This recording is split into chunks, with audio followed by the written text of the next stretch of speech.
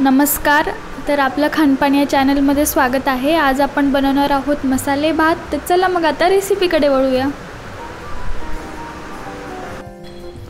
तर इथे मी घेतले कांदा, हिरवे मटार, टोमॅटो, फ्लॉवर, बटाटा, शिमला मिरची, वांगी, गाजर, मोठी हिरवी मिरची कापून घेतली आहे, खोबरं, शेंगदाणे, लसूण, कढीपत्ता आणि कोथिंबीर. तर तुम्हाला आवडेल त्या भाज्या तुम्ही ह्या भातात टाकू शकता. मला ज्या भाज्या आमच्या घरात आवडतात त्या भाज्या मी इथे घेतल्यात. यातल्या कुठल्या भाज्या आवडत नसतील तर स्किप केल्या तरीही चालतील. आता आपण गॅसची फ्लेम ऑन करूया आणि फोडणीची तयारी करूया. तर इथे मी गॅसची फ्लेम ऑन केली आहे आणि आता मी साधारणतः 1-2-3 पळ्या तेल टाकून घेते कुकरमध्ये. तुम्ही रोजच्या वापरात जेवढं तेल वापरत असाल, तुम्ही जर 1 पळी तेलात भाजी करत असाल तर तुम्ही 1 पळी तेल घातलं तरीही चालेल किंवा अधिक घातलं तरीही चालेल. तर मी ते साधारणतः 3 पळ्या तेल घालून घेतलं आहे आणि आता आपण तेलाला व्यवस्थित तापून घेऊ देऊया जेणेकरून फोडणी व्यवस्थित बसते.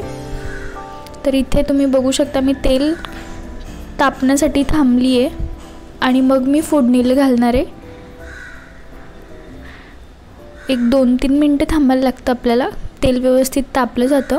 आता मी फोडणी घालून घेते. आपलं तेल तापलं गेलं आहे तर मी इथे घेते 1 छोटा चमचा जिरं, 1 छोटा चमचा मोहरी. बघा तेल तापलेलं होतं त्यामुळे लगेच फोडणी घातल्यावर जिरं आणि ते तडतडलं. आता घातले मी कढीपत्ता आणि नंतर घालणार आहे मी लसूण. तर इथे मी अख्खा लसूण घेतला आहे. तुम्हाला आवडत नसेल तर तुम्ही लसणाचे काप घातले तरीही चालेल किंवा पेस्ट घातली तरीही चालेल, पण तुम्ही अख्खा लसूण घालून बघा, त्याच्याने एक वेगळा फ्लेवर येतो, एक स्मोकी फ्लेवर येतो. आता आपण घालून बघूया कांदा, आणि कांदाही आपला परत छान असं तडतोडतो आहे कारण तेल ऑलरेडी तापलेलं होतं. तर आता आपण सगळा कांदा घालून टाकूया. तर इथे मी सगळा कांदा घालते. मी कांदा उभा कापून घेतला आहे. तुम्हाला नसेल आवडत तर तुम्ही बारीक कापला तरीही चालेल.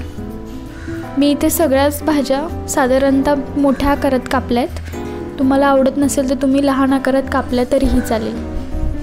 कांदा मी परतून घेते 1-2-3 मिनटं.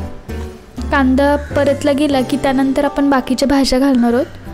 तर आता कांदा बऱ्यापैकी परतला गेला. आता मी घालते वांगे, मग मी घालते बटाटे. मी सगळ्या भाज्या मोठ्या आकारात कापून घेतल्या आहे जेणेकरून जेव्हा भात शिजतो ना तेव्हा त्या भाज्या उठून दिसतात, आणि जर आपण बारीक कापलेल्या असतील तर त्या भाज्या तेवढ्या उठून दिसत नाहीत, म्हणून मी मोठ्या आकारात कापते भाज्या.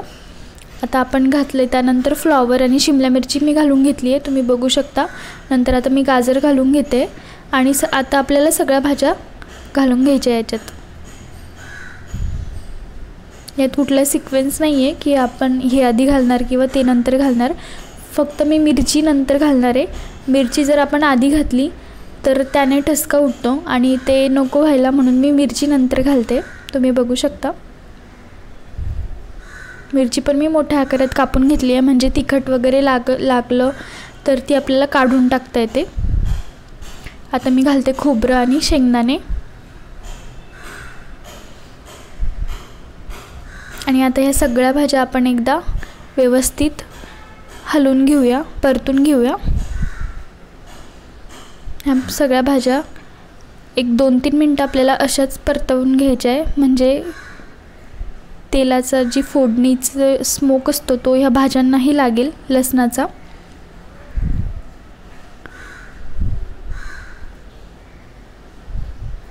बघू शकता तुम्ही भाज्या मोठ्या आकारात कापल्यात त्यामुळे त्या छान उठून दिसत आहे आणि त्यांचे कलरही वेगवेगळे असतात भाज्यांचे, त्यामुळे नंतर भातही एकदमच छान दिसतो आपला. तर आता इथे मी 1-2-3 मिनटं कुकर तसंच राहू देते आहे म्हणजे भाज्या पण छान परतल्या. आता मी हलवलंच आहे. त्याच्यानंतर मग गॅसची फ्लेम लो केली आहे आणि आता मी तांदूळ धुवून घेते. तर मी साधारणतः 1 वाटी तांदूळ घेते आणि तो स्वच्छ धुवून घेते. आता तांदूळ आपल्याला आधीच धुवून नाही ठेवायचं आहे कारण जर आपण तांदूळ आधीच धुवून ठेवला तर भात शिजताना त्याच्यात बारीक 2 तुकडे होतात आणि ते कण्या कण्या होतात. सो एक अख्खा आपल्याला भाताची कण दिसत नाही.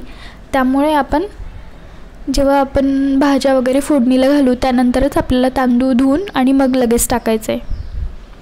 तर इथे बघू शकता तुम्ही, आता मी तांदूळ धुवून घेतला आहे. तांदूळ धुवून झाला की मग नंतर मी तो तांदूळ भाज्यांमध्ये टाकणार आहे. तर इथे आता मी तांदूळ टाकून घेते भाज्यांमध्ये.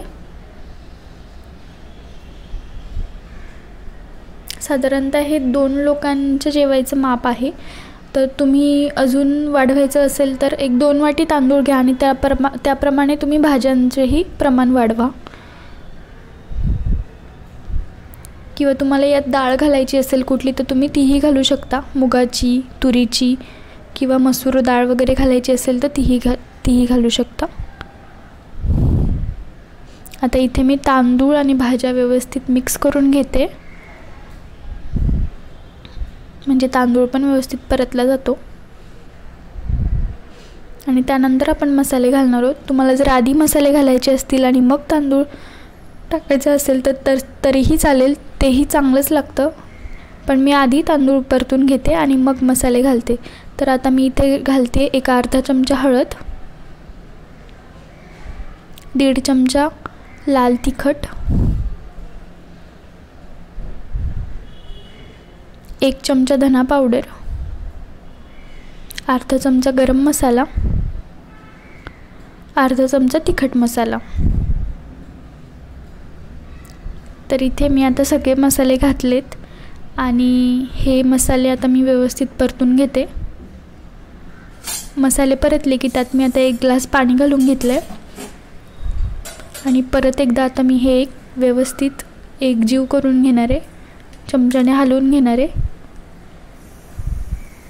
म्हणजे सगळं व्यवस्थित एकत्र होतं.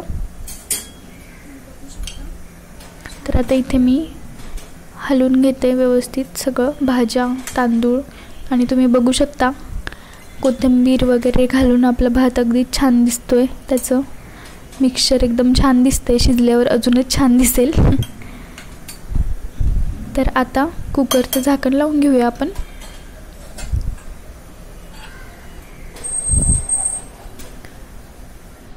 तर इथे मी कुकरचं झाकण लावून घेते. तुम्हाला पातेल्यात करायचं असेल तर तुम्ही तसंही करू शकता. साधारणतः 20-25 मिनिटात आपला भात शिजतो.